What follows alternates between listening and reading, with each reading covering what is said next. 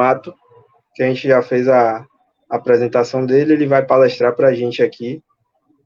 Bem-vindo, Lucas. Oi, gente, muito boa tarde. Na verdade, palestrar não, conversar, porque aqui a gente está em família, em amigos, entre amigos queridos, entre pessoas tão talentosas, né?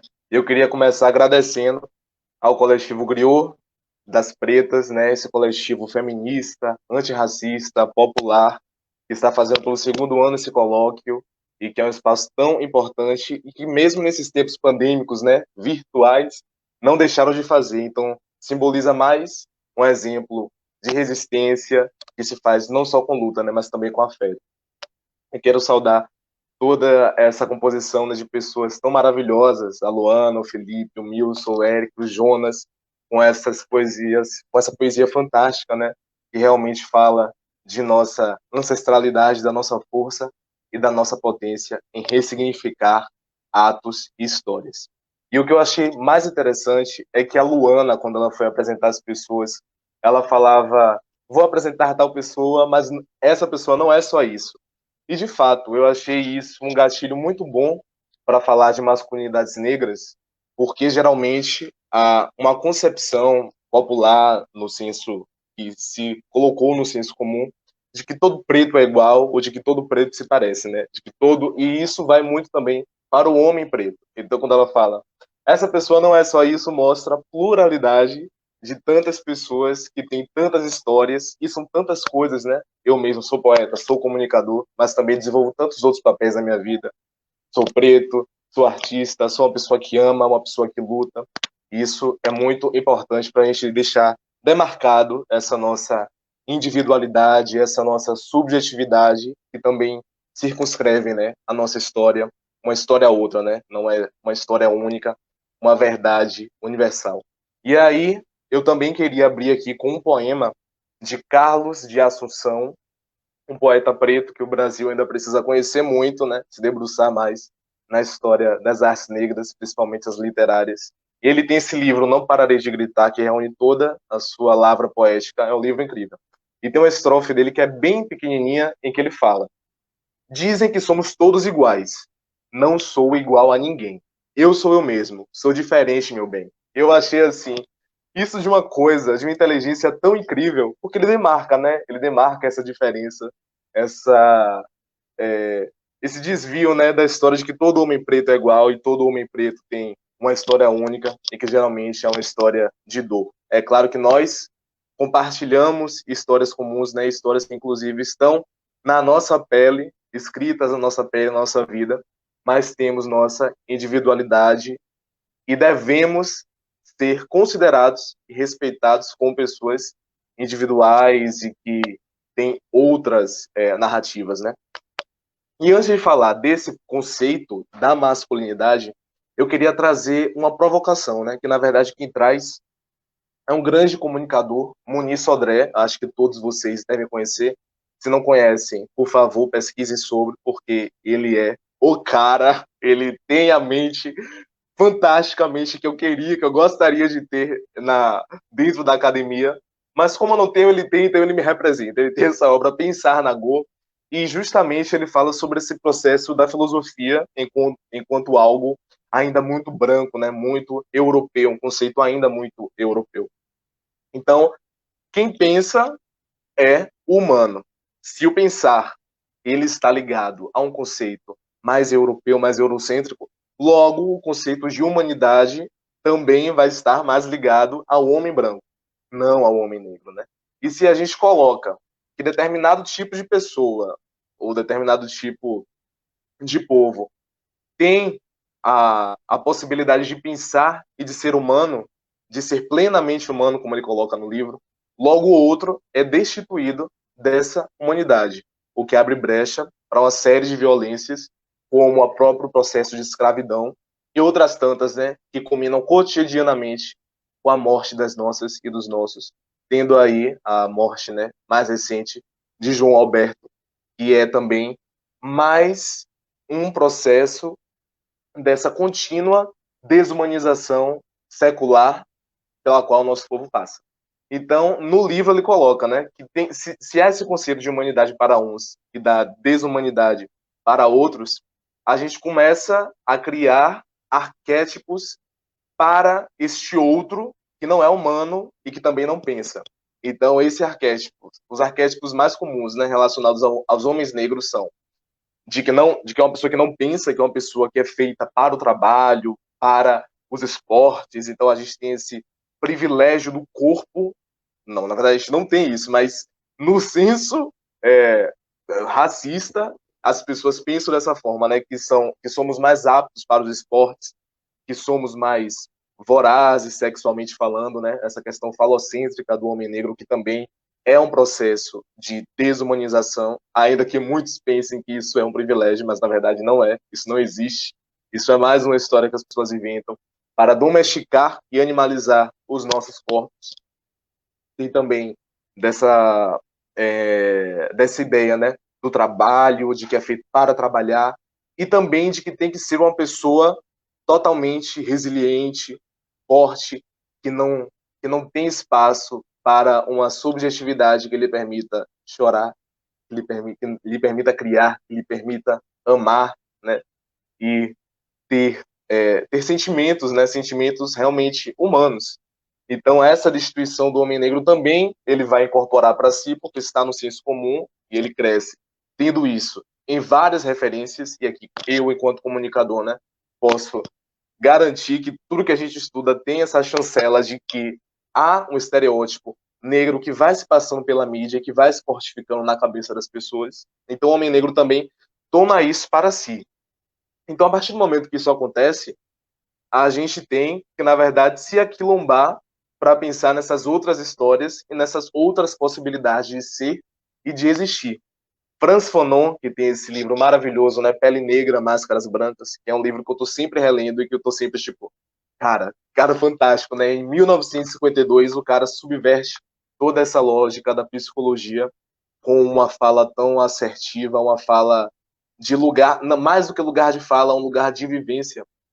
E ele diz que é importante levar o homem negro a não ser mais escravo dos seus arquétipos. Então, a partir do momento que a gente se aquilomba, que a gente tem essa força, né, de se empoderar, de estar entre os nossos e de aventar essas outras possibilidades de ser e de existir, a gente começa a ressignificar esses arquétipos e estereótipos que criaram para a gente e que, na verdade, não é atávico, né? Nenhum homem negro nasceu do modo como a sociedade dita que ele é. E dita, né, violentamente. Então é sempre bom lembrar que a gente não tem que ficar escravizado a esses arquétipos. A gente tem que subverter essa lógica e criar as nossas outras histórias. E aí a gente pergunta, né, de qual masculinidade que a gente fala?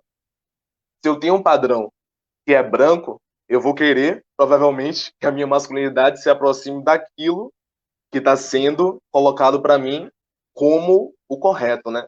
Então é como se a minha masculinidade fosse outra, fosse desviante, e eu sempre tentasse correr atrás daquele padrão que me é mostrado como padrão a ser seguido. E a gente geralmente não para pesquisar a nossa história e ver os exemplos de outros homens negros, outras mulheres negras também. Eu quero falar sobre a questão da feminilidade negra, que também é muito importante para nós, para entender a nossa masculinidade. E olha essas outras pessoas, né, que estão fora do padrão, mas que podem servir de inspiração e até modelos de vida a ser seguido. E como eu falei, né, no início da Luana falando, não é só isso, a gente tem essa questão da pluralidade. E aqui eu faço uma salva também essa mesa, porque colocou masculinidades negras, né? Logo, a gente já subentende que não é uma coisa unívoca, que não é apenas um tipo de masculinidade, mas várias masculinidades. Eu mesmo falo de um lugar de vivência de um homem preto e um homem bissexual e artista e comunicador. Então, a minha masculinidade, o meu processo de vivenciar isso é totalmente diferente dos outros homens negros que também estão compondo esse quadro aqui de pessoas, ainda que a gente tenha esses elementos comuns, né? Essas histórias de vida que muitas vezes se entrecruzam. E aí, justamente, a partir do momento que a gente pensa a masculinidade como essa coisa dura, como essa coisa estanque, e que a gente não ecoa a nossa subjetividade, a nossa feminilidade também, porque eu acho que são duas energias que coexistem em todos os tipos de seres humanos, né? A energia feminina, a energia masculina. Mas essa ideia do feminino, ela também é branca, né? Eu queria trazer aqui o exemplo que Djamila Ribeiro traz no livro O que é Lugar de Fala. É um livro que eu amo, ele está até bem gasto, porque eu sempre estou lendo e relendo esse livro. É um livro curto, mas que tem uma sabedoria assim maravilhosa. Acredito que o feminismo negro ele consegue dar conta de muitos aspectos, inclusive próprios aspectos da masculinidade. E ela traz uma fala de uma abolicionista negra, né, de 1951, que ela fala numa conferência feminista, de um texto que ficou conhecido como Eu Não Sou a Mulher, e aí eu queria fazer uma leitura bem rápida desse trecho, em que ela diz... não, peraí, abri na página errada. Só um momento, gente. Aqui. Aquele homem ali diz que é preciso ajudar as mulheres a subir numa carruagem, é preciso carregá-las quando atravessam o lamaçal, e elas devem ocupar sempre os melhores lugares. E aí eu te pergunto, eu não sou a mulher? Nunca ninguém me ajuda a subir numa carruagem, a passar por cima da lama, ou me cede o melhor lugar. Olhem para mim, olhem para o meu braço. Eu capinei, eu plantei, juntei palha nos celeiros e homem nenhum conseguiu me superar. E não sou uma mulher? Eu consegui trabalhar e comer tanto quanto um homem, quando tinha o que comer, e também aguentei as chicotadas. E não sou uma mulher? Então é muito interessante observar isso aqui, porque ela questiona justamente esse feminismo branco, né? E essa ideia do feminino apenas ligada a uma ideia de uma mulher branca e eurocêntrica. Isso também acontece com a gente, né? A partir do momento que a gente tem esse padrão do homem branco nos ditando o que é a ser seguido. E a gente se pergunta, não sou um homem? Inclusive esse trecho, né, do Eu Não Sou a Mulher, a cantora Lued Luna trouxe isso novamente, trouxe isso para o seu novo álbum, né? Bom Mesmo é Estar Debaixo d'Água, numa música que ela fala. Eu sou a preta que tu come e não assume, e não é questão de ciúme nem tampouco de fé. Por acaso eu não sou uma mulher? E isso é maravilhoso, porque a gente sempre tem que estar lembrando de ser aguerrido por essa questão da nossa humanidade também, procurar isso, procurar esse lugar e se apoderar dele, para que a gente justamente não se animalize e não fique preso a esses arquétipos que ditam para a gente. E é importante também a gente tomar essa questão da feminilidade, do próprio feminismo negro, para a gente construir um novo discurso sobre o que é masculinidade para esses jovens negros que estão vindo aí e para as futuras gerações e para nossos filhos.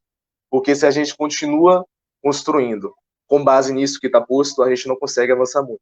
Então é muito importante que a gente continue, né, tecendo essas novas histórias, esses novos saberes, essas novas recortes de individualidade e de possibilidades outras, né, de exprimir, de vivenciar essa nossa negritude, essa nossa masculinidade negra, e que ela não seja apenas ligada a um discurso de dor e de luta, mas também de sentires, de potências criativas, de novidades, de criatividade e de sucesso também, né? A gente não precisa só falar, a gente não precisa, na verdade, a gente precisa falar dos corpos que tombam, mas não somos apenas corpos que tombam, somos corpos também que vivenciam para além das dores e das tragédias. E é um pouco dessa contribuição que eu queria trazer aqui hoje. Acho que os outros amigos também têm muito a complementar. E, enfim, vamos aqui fazendo esse discurso a várias mãos, tá bom? Muito obrigado. Que coisa linda! Obrigada, Lucas. Muito obrigada pela sua presença. Olha, eu amo um referencial teórico, viu? Adoro. Eu também sou viciado. Já anotei tudo aqui, amo. Massa, depois vamos trocar alguns referenciais, tá bom, Luana? Eu vi ali que você já tem também uns livros na sua estante, eu já tô com o olho ali. Já tá com o olho. Exato.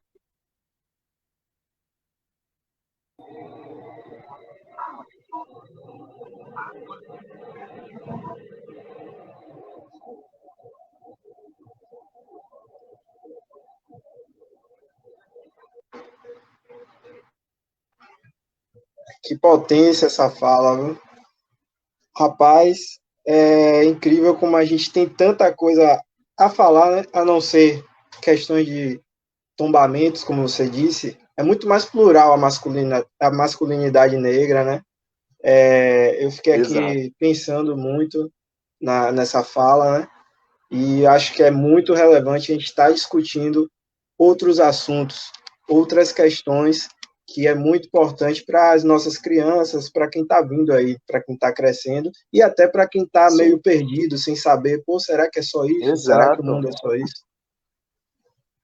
Exatamente. Pensar não apenas nos que virão, né? Mas nos que já estão, às vezes reproduzindo alguma masculinidade que acha que é correta, porque é dita máscula, é dita forte, mas que aquilo, na verdade, pode te machucar muito, né? Porque você sempre está carregando esse fardo de uma fortaleza que é infundada, isso se torna realmente um peso que em determinado momento você vai ter que pagar aquela conta, seja psicologicamente, seja corporeamente, e é por isso que é muito necessário a gente se aquilombar mesmo e produzir esses outros discursos, porque se a gente não fizer, quem é que vai fazer, né? É importante que a gente tenha também essa autoria e esse protagonismo nesses novos discursos, né? Com certeza. Parabéns pela sua fala. Muito, Muito muito obrigado. boa, intervenção perfeita. E agora